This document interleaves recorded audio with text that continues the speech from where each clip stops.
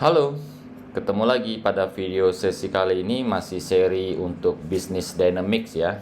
Saya akan sharingkan mengenai satu topik yang masih terkait dengan System Dynamics, yaitu System Thinking.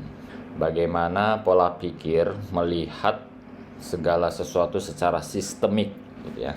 Saya akan berikan contoh simpel mengenai sistem thinking ini khususnya di dalam bidang bisnis. Kita akan melihat sebuah contoh kasus, misalnya saat peluncuran sebuah produk baru, kita melihat bahwa produk ini mengalami masalah di mana tidak terjadi proses penjualan yang signifikan. Artinya produk ini mungkin tidak diterima oleh pasar dengan baik atau omsetnya tidak sesuai dengan harapan kita. Maka mungkin kita akan melihat penyebab dari masalah ini muncul gitu ya. Kita bisa menduga bahwa tim pemasaran atau penjual ya, tim selling ya, sales kita tidak secara maksimal melakukan proses penjualan produk baru ini. Dari situ kita kemudian menduga lagi, apa sebenarnya yang menyebabkan tim penjualan kita ini tidak maksimal memperkenalkan produk baru ini. Mungkin kalau kita mau gali lebih dalam akan ketemu lagi penyebab-penyebab lainnya. Misalnya di sini contohnya adalah sales force is overworked, atau tim penjualan kita sudah melebihi beban kerja mereka sehingga mereka tidak punya waktu luang lagi atau waktu yang bisa dimanfaatkan lebih untuk memperkenalkan produk baru ini. Mengapa mereka bisa overwork? Ya, mengapa mereka bisa memiliki beban kerja lebih? Kemudian kita gali terus lebih dalam lagi. Dan mungkin akan banyak hal-hal lain yang bisa menjadi alasan kita melihat bahwa ini adalah penyebab masalah-masalah berikutnya hingga produk tersebut tidak bisa diterima di pasar. Dan juga banyak masalah lain yang akan mungkin muncul. Nah, ini adalah events atau kejadian-kejadian yang kita anggap sebagai masalah yang akan berusaha kita selesaikan. Kemudian kita melihat secara sistem. Tadi di depan kita topiknya adalah system thinking. Jika kita ingin menyelesaikan masalah ini hingga selesai, maka sebenarnya kita perlu mulai untuk berpikir secara sistemik. Bagaimana yang disebut dengan berpikir secara sistemik?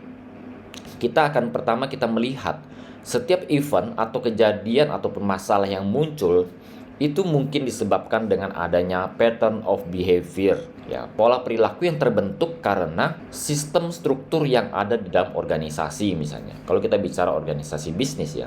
Jadi permasalahan yang paling dasar adalah sistem structure yang ada di dalam struktur organisasi kita, ya. Itu biasanya bisa meliputi kebijakan, termasuk yang teknis adalah struktur organisasi misalnya. Tetapi yang paling mendasar misalnya ada visi misi organisasi.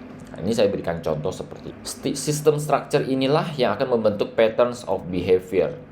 Bagaimana pola kejadian-kejadian atau event itu atau masalah tersebut akan muncul berbasis pada sistem structure yang kita bangun dari basic atau dari dasar organisasi kita. Sehingga kalau kita bicara system thinking, maka kita akan membahas bagaimana kita menyelesaikan masalah-masalah yang ada di permukaan ini dengan merestrukturisasi sistem yang ada di dalam organisasi kita. Paling gampang misalnya kita bicara visi misinya diperbaiki atau rencana strateginya diperbaiki. Itu berada pada tahapan system structure.